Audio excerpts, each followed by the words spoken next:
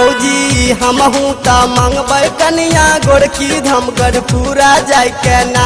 भौजी हमहू त मंगबै कनिया गोरकी धम गढ़पुरा जाय के ना। गढ़पुरा जाय के ना धम गढ़पुरा जाय के ना। गढ़पुरा जाय के ना धम गढ़पुरा जाय के ना। भोला से मंगले बैकनिया हम गोरकी धम गढ़पुरा जाय के ना। बाबा से मंगले बैकनिया हम गोरकी धम गढ़पुरा जाय के ना। Recording by Parag studio.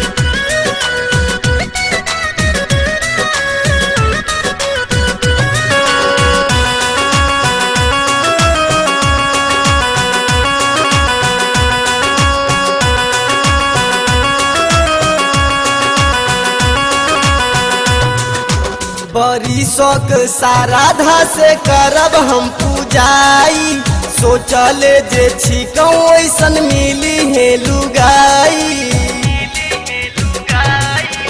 बड़ी शौक साराधा से करब हम पूजाई। सोचले जे छिकौ ऐसन मिली है लुगाई। गढ़पुरा जाय के ना धम गढ़पुरा जाय के ना। गढ़पुरा जाय के ना धम गढ़पुरा जाय के ना। बाबा से मंगले बैकनिया हम गोरकी धम गढ़पुरा जाय के ना। भोला से मंगले बैकनिया हम गोरकी धम गढ़पुरा जाय के ना।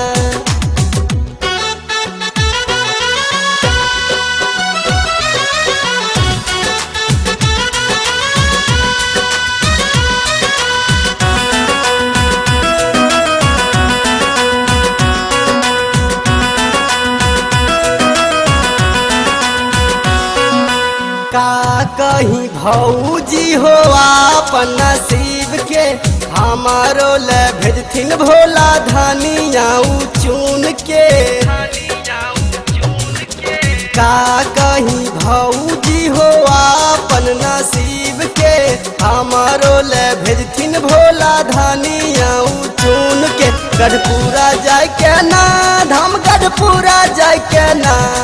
गढ़पुरा जाय के ना धम गढ़पुरा जाय के ना। भोला से मंगले बैकनिया हम गोरकी धम गढ़पुरा जाय के ना। बाबा से मंगले बैकनिया हम गोरकी धम गढ़पुरा जाय के ना।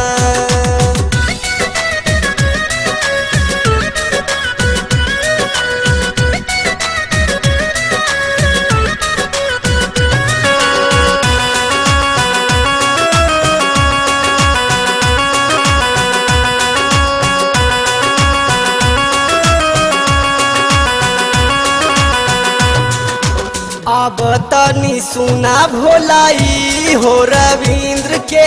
राजू सुनील पर फेरा तू नजर के।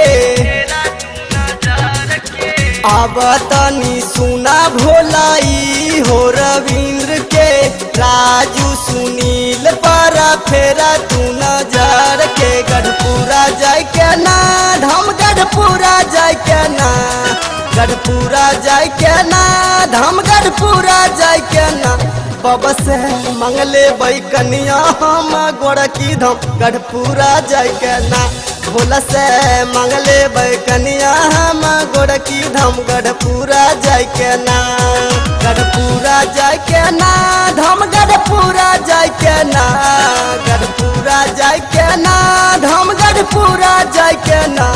भोला से मंगले बैकनिया हम गोरकी धम गढ़पुरा जाय के ना। बाबा से मंगले बैकनिया हम गोरकी धम गढ़पुरा जाय के ना।